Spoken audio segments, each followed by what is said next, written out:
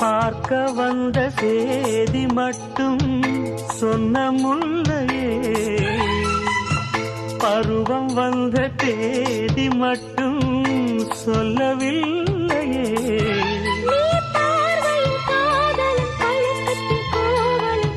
சொல்லவில்லையே. உன்னை தொட்ட தென்றல் இன்று என்னை தொட்டு சொன்னதொரு சேதி, உள்ளுக்குள்ளே ஆசை வைத்து தள்ளி தள்ளி போவதென்ன நீதி.